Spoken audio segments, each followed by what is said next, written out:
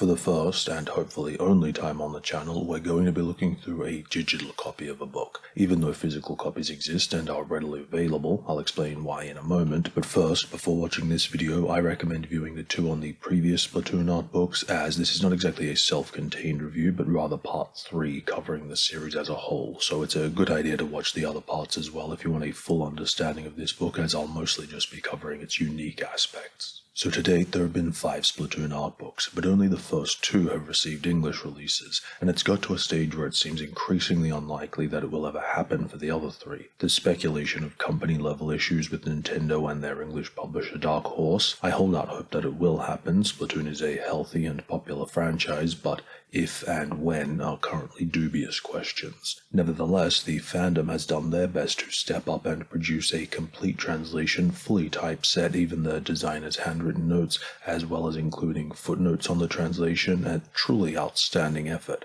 Obviously, it can only be digital though. As I mentioned, fans can still pick up the Japanese editions if you just want to enjoy the visuals or have it as part of your physical collection. I opted not to in this case, simply because personally, of all the Splatoon art books, I like the art in this one the least. A lot of it's too weird and surreal for me. However, conceptually, as an idea for a book, it's actually my favorite.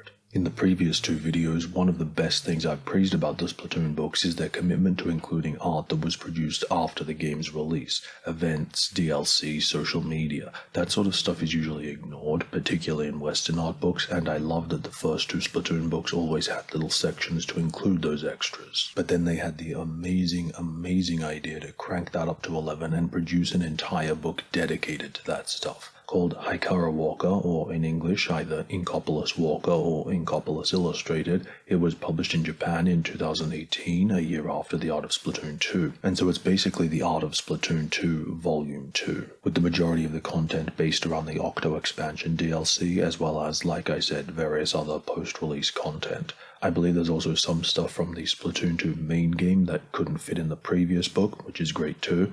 The only exception where they dropped the ball on this front, as far as I'm aware, is that it doesn't include the stuff from the soundtrack booklet. It would have been fantastic for them to include the text from that as well, but the art unquestionably should have been in here. It's odd and disappointing, so I'm hoping there's a reason why that I'm just not aware of.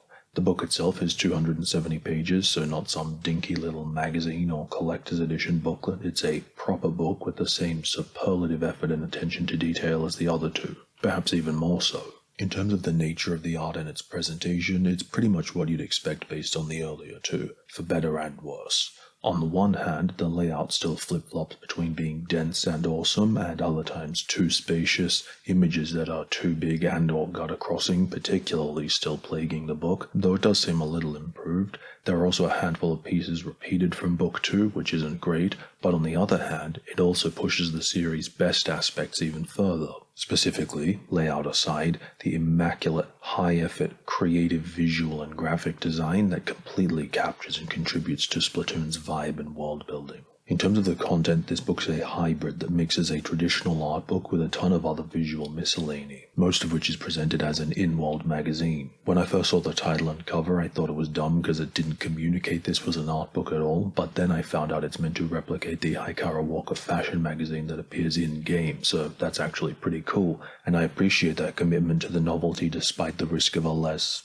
artistically striking and appropriate cover and title. One area they may have taken this unnecessarily too far is that they changed the page size from the previous art books, I believe in order to match the real-life Japanese fashion magazines HaikaraWalker is meant to be a parody of. I'll do a more specific comparison of all the book sizes in the 5th video. Describing all the contents of this book would take ages because there is so much variety. Concept art pages, event illustrations, in-world content like articles, interviews and ad pages. The sense of fun and variety has been such a huge component of these books, and this one just takes that idea and runs with it in a really great way. The bang of constant variety and different stuff to look at works really well here. It makes for such a fun and engaging experience, particularly because it's combined with Splatoon's colorful, energetic visual style. The first Splatoon art book also had a lot of content variety, but it didn't work quite as well there. It's much better here in the context of this book being specifically for extras and miscellany rather than a mainline art book. Having said that, it is important that you pay attention to the fact that, like the first book,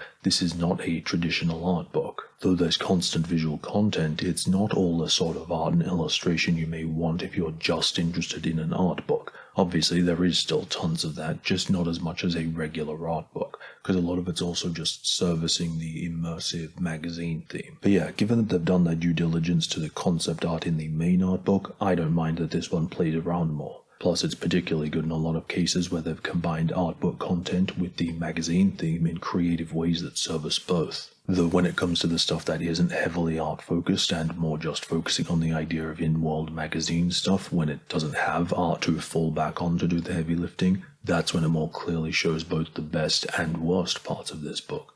Best, simply because of the fun and novelty and how it contributes to what I was saying in the previous videos about the strength of Splatoon's world building not being about breadth, but the details that give it that real and lived-in quality. In terms of the visuals and ideas for the magazine articles, features and ads etc., they're fantastic and aid immensely in that sense of world building. The big problem hindering all this from truly living up to that potential is the terrible text. And just to be clear, I'm not talking about this translation. As far as I can tell, it seems excellent.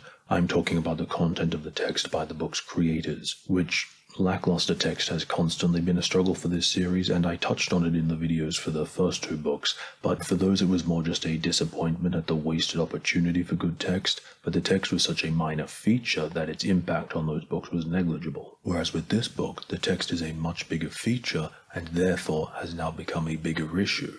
And what the actual problem boils down to is that the vast majority of the text is unfathomably shallow, boring, and offers next to nothing, completely lacks substance or purpose, just words rarely saying anything of value, insight, interest, or even entertainment. Knowing next to nothing about Splatoon, I could still have read 90% of this pointlessly basic and banal waffle. Now granted, big Splatoon fans will want to understand that, like the other two books, there are what I'm led to understand exclusive lore drops, mostly details, but in no way proportional to the amount of text offered, and it's a doubly disappointing waste considering how much rich opportunity the magazine concept offers for great text. You see evidence of what it could have been, like the fashion history article is one of the better examples of something closer to being good.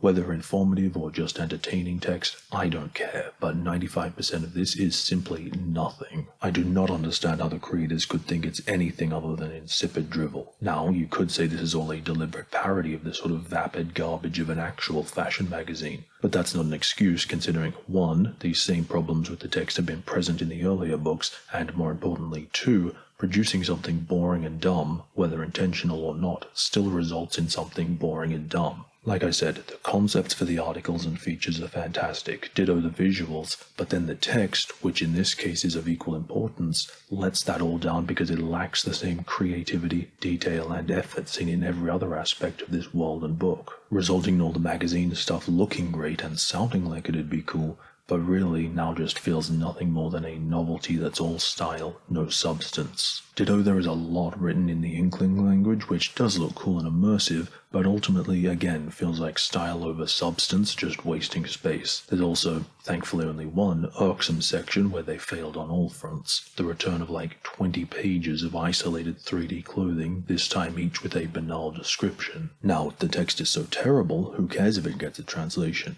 Well, first, as I mentioned, big fans will still want what little good lore and details are present, but even for everyone else, there is still the practical text, captions, labels, intros that give context for what you're looking at and what the image was for. That stuff has always been fine in these books, but anything beyond that is the problem. One of the only exceptions is the section with the information on the bands. That was by far the best text, though of course that section had to be completely contrary, and so it's more visually boring and repetitive. Largely the text is still rather basic and tepid, just personality descriptions, but at least there's 2 or 3 sections in the book where all the text is pretty good. Another cool one that I'm really glad they included is all these session logs from Marina's chat room. Those are fun to have collected and read, though it doesn't count as an achievement for the writers since they were written for the game, not this book. Ultimately though, another very fun Splatoon book that I will always hold out hope for an English release, however doubtful that may be. The visual joy and splendor will continue in the next video on the art of Splatoon 3.